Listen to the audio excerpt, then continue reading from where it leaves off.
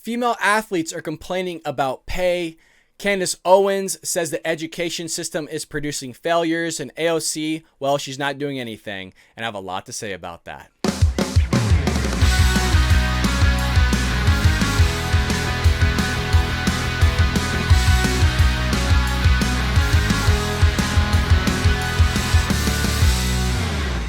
Before we get into our lead story, please don't forget to hit that like and subscribe button. Also, make sure you hit that bell notification so you're notified whenever we go live, which is every Monday through Friday, 9 a.m. Eastern Standard Time.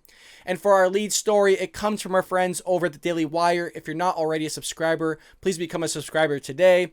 It comes from our friend Tim Pierce, and he titles it, NBA Star, I'm really tired of seeing female athletes complain about pay, doing themselves a real disservice.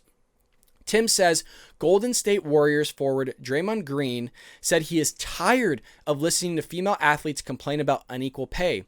The NBA star said on Wednesday that female athletes who claim that there is an unfair wage gap based on gender are not doing anything to correct it other than complain.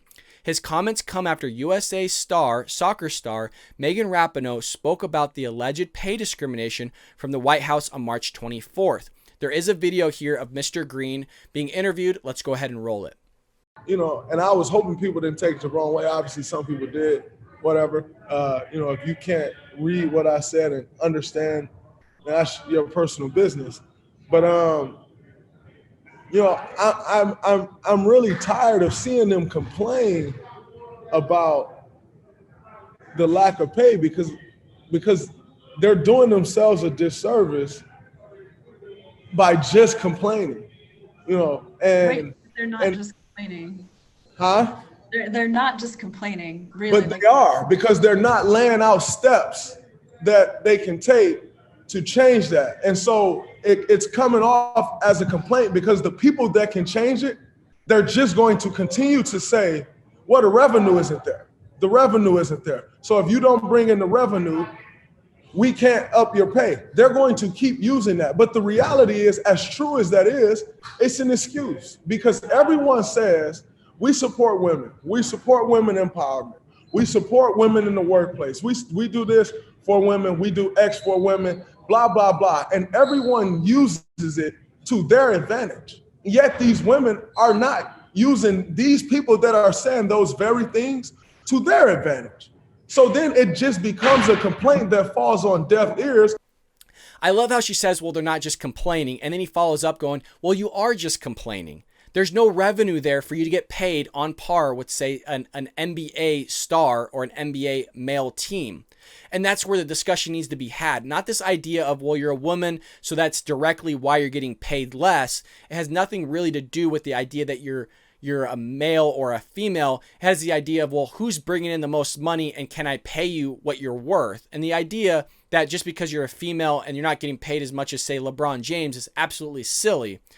Does it have a little bit to do with that? Yes. I mean, just people tend to find female sports not as appealing or attractive as, say, a male-dominated sport. But if you're a female sport and say you're bringing in just as much money as the Lakers, there's no reason as to why maybe you shouldn't get paid as much as, say, maybe LeBron James or somebody else. But if you're not bringing in the revenue, you can't expect an owner or whoever's managing it to pay you the same rates. That's absolutely crazy. You'd go bankrupt. Then you wouldn't have a job at all. Maybe we should go with that idea. Let's pay you what you think you're worth.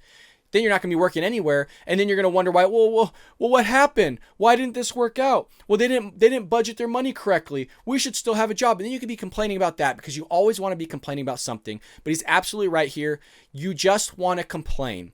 There's no things or points pushed forward here of you making the correct decisions on how to get paid more money. And frankly, me as giving my opinion on this, I don't know how you're going to bring in more or draw in more viewers or crowds either. So I don't know the solutions to this. All I know is that you're not worth the same amount as somebody else. And I could say that about myself. If I were to go into the NHL, which is not going to happen, I don't deserve to get paid as much as, say, Anze Kopitar, Alexander Ovechkin, guys like that. I'm not anywhere near their league, and I'm a male. I don't deserve to get paid as much as them. I don't deserve to get paid as much as anybody that is the worst player in the NHL. You wouldn't see me complaining about it. If I ever went to the NHL and I just got paid anything, just the fact that I'm there, I would be happy. But you are a soccer superstar. You guys are pro athletes and you're complaining that you're not getting paid enough money. There's a ton of people that would love to be in your shoes and live out their dream of being a pro athlete. And you're complaining that you're not getting paid as much as somebody else when your skill level is not even anywhere near them. But it's always about gender. It's always about race with the left. It can never be on an individual basis. It can never be how business should be ran. Nothing like that, because they don't have a clue. And it's so odd to me that they're constantly focusing on the right, saying, oh, well, they're the racists, they're the bigots, they're the sexist, homophobes, Islamophobic, all this stuff, right? And as I've said before, we don't care about your race. We don't care about your gender. If you're able to do good things, great, and you should get paid for it. If you're doing bad things or your skill level is not as great as, say, someone else, you should not get paid as much as that other person because your skill level is just not as good. You're not selling as many jerseys as LeBron James. You're not pulling in the crowds to go see LeBron James or Kobe Bryant, Michael Jordan, things like that. You don't deserve to get paid as much, and you keep thinking it has everything to do with your tits and the badge, but it doesn't. It doesn't have anything to do with that. Now, are there still women athletic sports that are fun to watch? Absolutely. I'll still watch the soccer every now and then.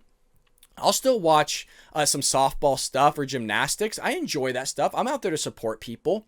I love watching women fight in the UFC, but are they going to get paid as much as Conor McGregor or those guys? No. Should they? Absolutely not. Unless they're drawing in the crowds again and they're pulling the revenue, and that can be calculated saying, hey, you brought us in this much. This was upon our agreement. Thus, you should get paid this. But again, the idea, and I know I'm repeating myself, it's very frustrating though when they keep pushing this whole narrative of women are paid less than men. And they'll push that whole thing like, oh, women are paid 79 cents on the dollar compared to men.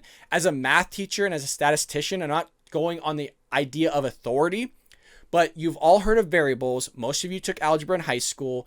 A variable. It's something that varies. It changes. Well, in the equation of calculating pay, there's a lot of variables that are going to change what that pay is going to be. But when you don't add in those variables or you treat all the variables as the same, it's going to leave a discrepancy. And that's what you're seeing in the pay gap. It's not hard to comprehend. I will probably do a video on it on the future. There's already a ton of videos out there debunking the whole pay gap between men and women. And there's reasons for that differences in pay gap. I'm sure there's a lot of women that I work with that get paid more than me, and there's probably a lot of reasons for that. And if I want to get paid more money, if I want to get paid on level of them or as much as them, then I should talk to my employer about how I can achieve that. What are the check boxes I need to make so I get paid as much as them? It was the same way in accounting. If I wanted to get promoted, there were specific check boxes I needed to produce on my end as the employee, as the individual, so I can get to the next step. Once I got to the next step, in agreement with my employer, I would get paid thus amount, coming to an agreement. Now, the left, for some reason, as easy as it is to understand, can't wrap their head around it. And I don't know why. Maybe we'll know why here in a moment, because Candace Owens says why the American education system is systematically producing failures. So maybe that's why they don't get it, is because we're producing failures in the education system. And I wanted to talk about this because I thought it would be relevant for me as an educator to give you a little bit of insight on what's going on behind the curtain, behind the scenes within our education system, and why I do agree with Candace Owens here on our education system systematically producing failures, which is, I know it's tough to say, which is what we are. Are we producing people that are successful? Absolutely. But we are producing a lot of failures at the bottom tier, and it has nothing to do with race, in my opinion. It has everything to do with culture, and has everything to do with the standards that we're pushing in the education system. It says here, the American education system is producing adults with more degrees that are indefinitely dumber. And that's not just an opinion. In recent years, students are graduating at higher rates, yet they are scoring lower and lower on standardized tests. How is that possible? Well, our standards are lower for our students. Drastically lower. Again, as somebody that wasn't a teacher their entire career, I was previously an accountant. I still do some accounting and consulting on the side, but I'm a teacher now. And let me tell you, it is drastically different from even when I went to high school or when I saw middle school and even college for that matter when I was doing my master's degree. But what happens is we're lowering our standards for students. If you go on the school's website, almost any school say, oh, we have, 99.9% graduation rate or 90% above graduation rate. That's all awesome, but it doesn't tell you really anything other than the fact that they showed up and they got a grade and then they graduated. What will tell you on an individual basis is what is going on inside the classroom, and they're just pushing students through. I know I have students that have no business being in, say, Algebra 2, but they're in that Algebra 2 class. or they have no business being in statistics, but they're in statistics. They have no business necessarily being consumer math, even though it's an elective. They probably shouldn't be in there. It's not the right fit, or they're not there conceptually or knowledge-based, factual knowledge to be in that class. But because we're lowering our standards, we're just pushing kids through and, oh, great, they graduated, but then they're struggling when they get to college, and then they're choosing majors that they're not going to get a job in because they can't handle the STEM fields or accounting, finance, engineering, mathematics, sciences, things like that. They can't handle it because they didn't do well in high school because our standards were so low for them. And again, I'm saying this as a math teacher. Is it easy for me to say? Absolutely not. Is it frustrating? Yes, because I want to be harder on my students. But when you have a system that's built in place for you not to be harder on them, it is tough to be harder on them because then you get pushback. It says here, it is possible because our education system is being effectively rinsed of hard academics and objective metrics in favor of woke, emotional, psychological conditioning. In essence, students today are being taught that is not what you know, it is how you feel. And that is correct. I've heard of other classes pushing this idea.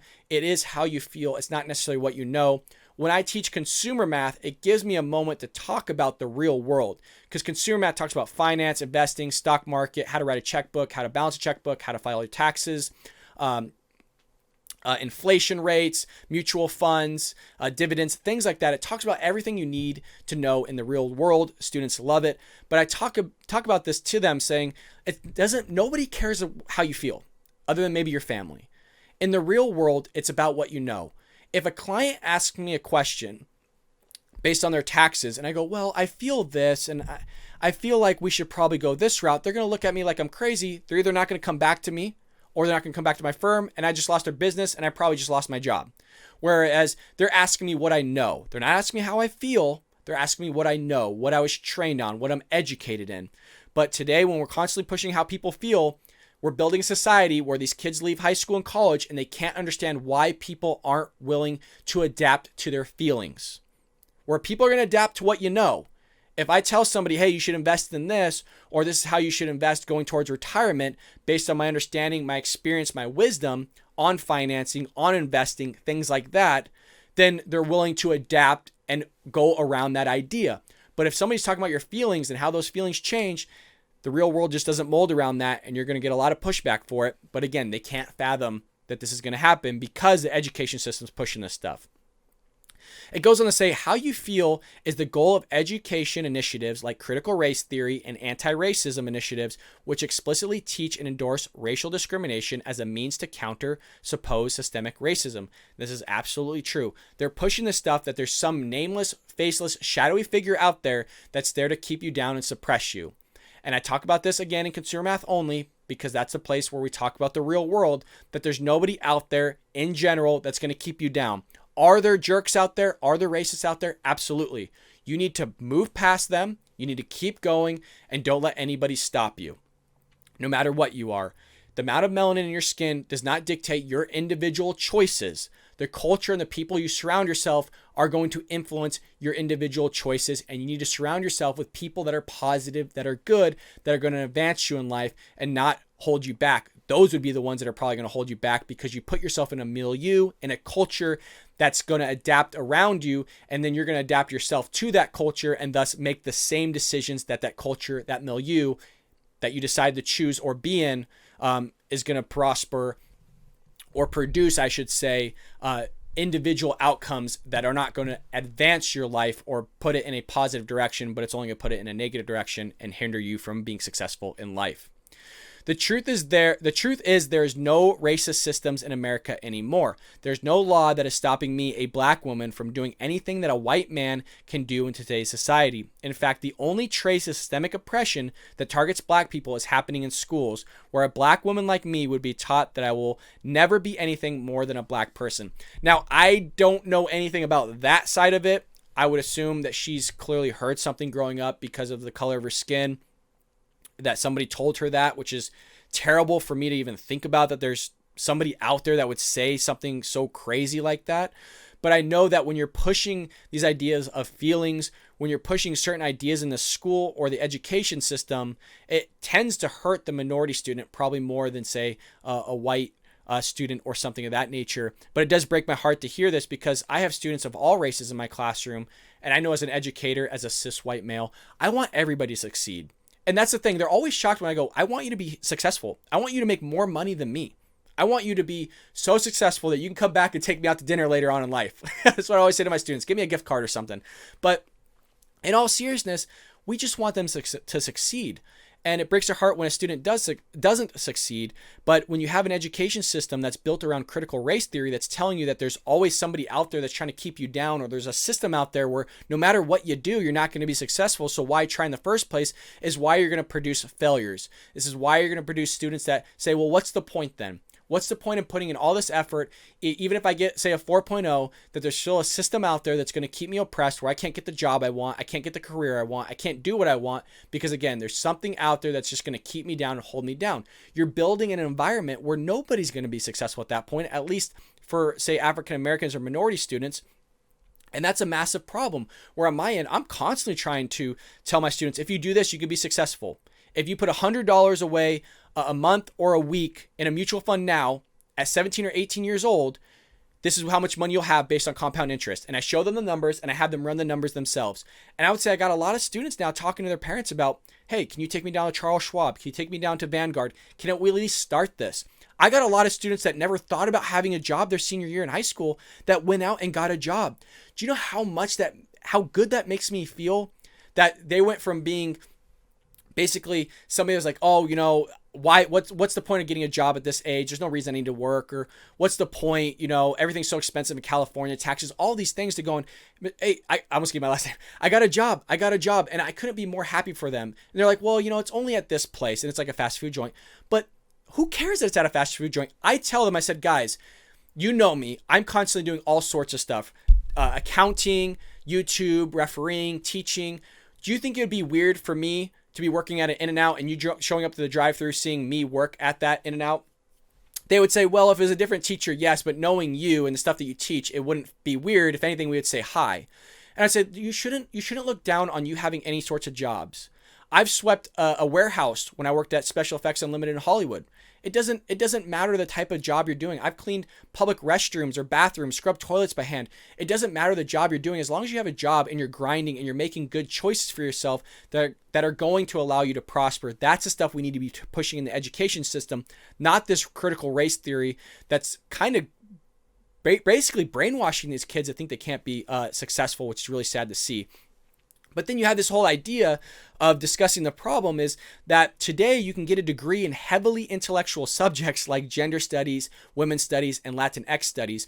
And then they wonder why they leave college and they can't get a job. And they're expecting six-figure jobs.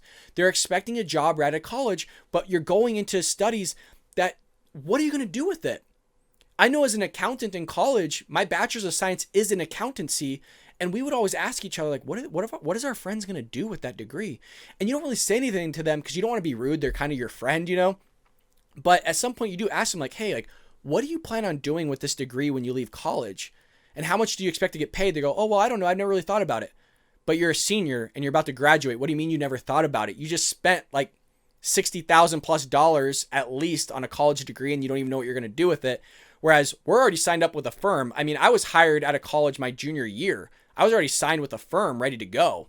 And I had a lot of friends that were in liberal arts and upper campus that were just like, I don't know what I'm going to do. I don't have a job yet, but I expect to get paid this much. And you just do a quick Google search. It's nowhere to be found, even in remotely that. But, they're constantly sold us an idea that you have to go to college. And that's what Candace Owens says later on in the article.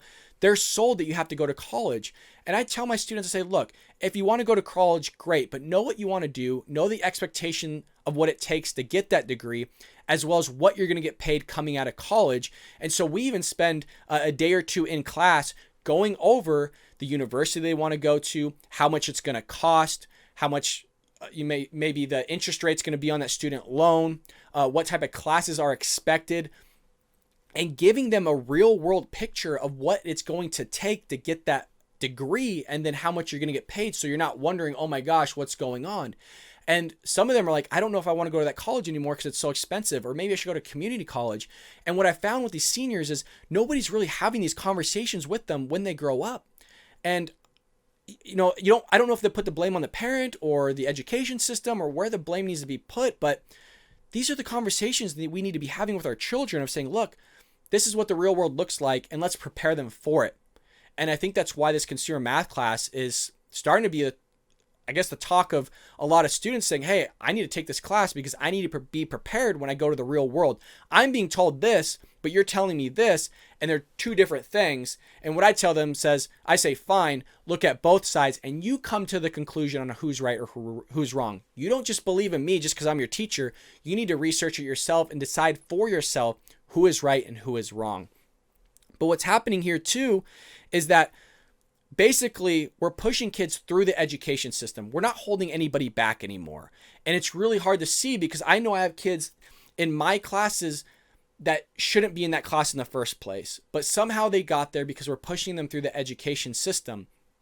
And I know I've had multiple kids, they can't draw a straight line. And I know it seems like a joke, and some of you might be laughing about it, but literally I'd say, hey, just draw me a straight line. They can't comprehend it. I'll say, draw me a triangle. This is in high school, by the way. Draw me a triangle. Can't do it. Draw me a circle. They don't know what a circle is. And of course, this would be for geometry. But algebra 2, the same way. You're just asking for simple things, and they don't know how to do it. And then you're wondering, well, how do you get this far then? Well, the reason is because our standards are so low now in the education system where students they either don't care or they're just being pushed through because that's what's expected. Hey, if I do the bare minimum, I don't really need to know anything. I'm still going to make it through. Thus, why even put in the effort in the first place? And I'll give you a prime example. And this isn't me bashing on my students or anything like that. It's heartbreaking to see. But I've gone as far as giving the students the actual test 2 weeks in advance, just changing the numbers and variables, folks. Say 20 questions. They have the exact same questions. I just change the numbers and variables. Same steps, same everything. Again, I just changed the letter M to a V, a 4 to a 2. That's it. Same steps. You could just switch out the numbers and you get the same answer or whatever. For 2 weeks, they have that on top of an 8.5 by 11 blank piece of paper front and back. Okay. They can write whatever they want on it, meaning they can write the entire practice test that's virtually the same exact thing as the actual test, and they should get theoretically an A. But what you would see is about 60% would fail that test, like an actual F.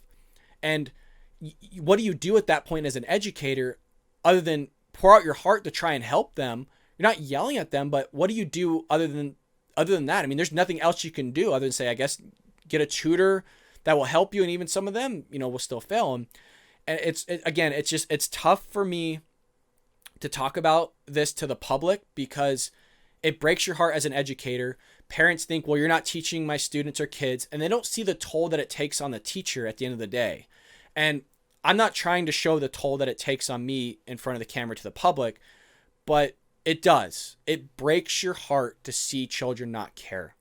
Even when you're trying to help them to the best of your abilities, you're pouring your heart out, you're pouring in all the effort you can, and they're still failing, and there's nothing you can do about it. There's literally nothing you can do. And the saying goes, you can only lead a horse to water, you can't make them drink it. Are we producing kids that are successful? Absolutely. Going to Ivy Leagues, stuff like that. But there is a big chunk of the population that is being sold an idea that just isn't true. And then you're trying to get to them their junior, senior year as an educator. And you're going, what do you mean? Like, what do you mean there's people that are holding you down? Like, who's holding you down? And they can never name anybody. It's just like, well, somebody's holding me down. There's some racist out there that's not going to allow me to be successful. And it's sad to me to see that idea. And again, I'm not there to push any narratives on them. I'm just there to tell them factual stuff. If you invest this much money in mutual funds, this is how you could be successful for retirement. If you balance your checkbook and you budget correctly in life, you should be successful. If you don't have debt, that's the biggest wealth builder you can do is be debt free and invest that money, this amount of money, 50, 20, 30 idea, and do all that. But this is the stuff we need to teach these children. And for parents to say, well, I'm not equipped with that kind of knowledge, you have to go out and equip yourself. You got to help them. You can't expect the teacher to teach morality to your students or your children. You can't expect the teacher to teach everything to them. I'm just there to teach math. Consumer math is different. But we're kind of being built as the parent, and it's not what you want. You don't want the teacher to be the parent. You don't want them to teach different ideologies to your child. You're the one that should do that as the parent. That is your job, not the teacher. We're there to teach math, English, science, teach for what it is, and that's it. Now, are there some elective courses, again, like consumer math, where there is some ideology in it? Yes. There's a lot of accounting involved, and what I tell them is a lot of accountants tend to be conservative, and that's just conservative values within finance, within investing. It's just how it works out. So it's not me trying to push politics on you. There's certain things that happen when you increase taxes. There's certain things that happen when you invest money. There's certain consequences that happen with your actions. And it comes across as conservative because that's what conservatives talk about. And the left doesn't, because the left talks about feelings and emotions and things like that.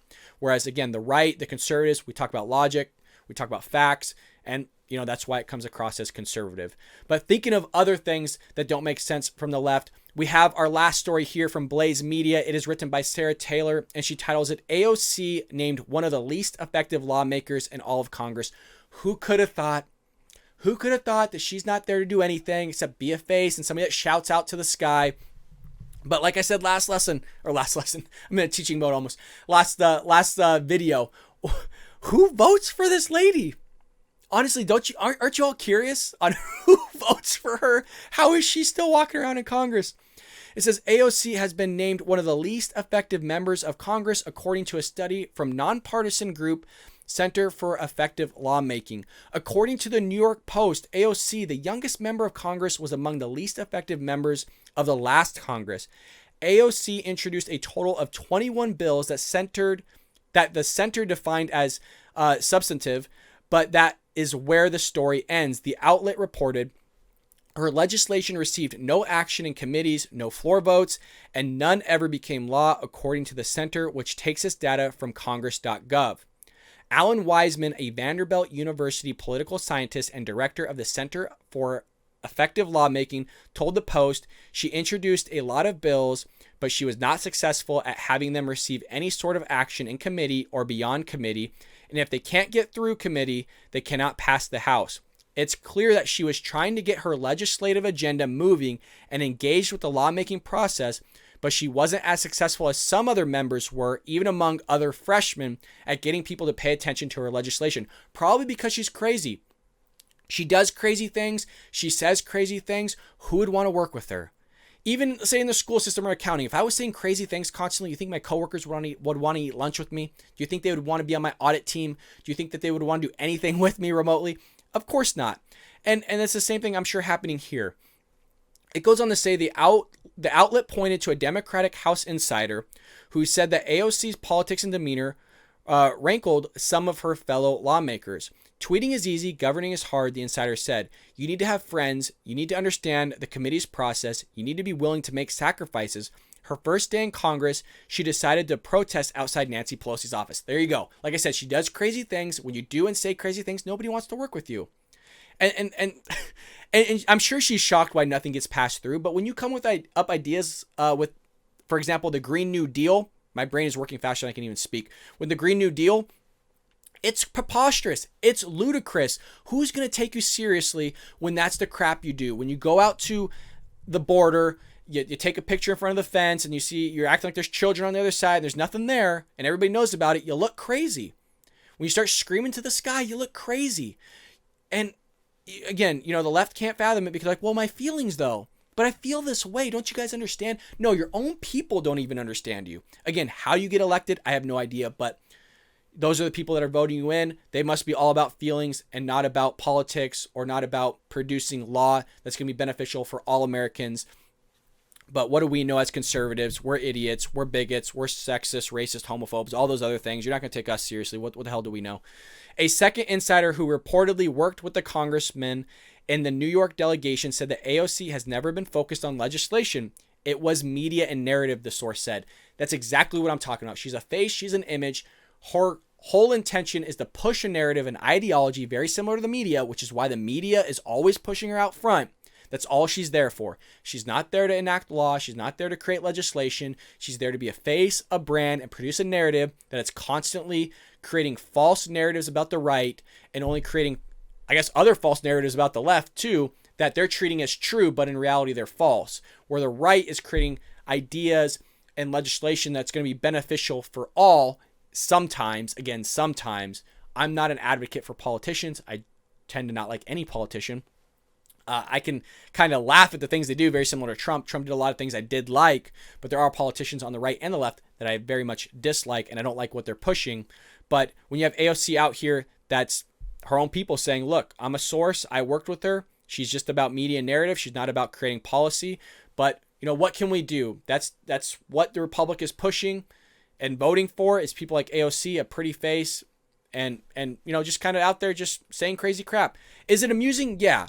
Could there be a potential of doing harm in the future? Yes, because she actually could create legislation at some point that is crazy, just like her, and that would get passed through and be damaging to all of us, like the Green New Deal. Thank God everybody, even in the Democratic Party, I shouldn't even say everybody, but a lot of people in the Democratic Party just laughed about it. Say, oh, well, it wasn't serious. It was kind of a joke. It was just kind of off the cuff. Even the fact of you thinking off the cuff crazy crap like that is still not good. It's still really weird and really crazy.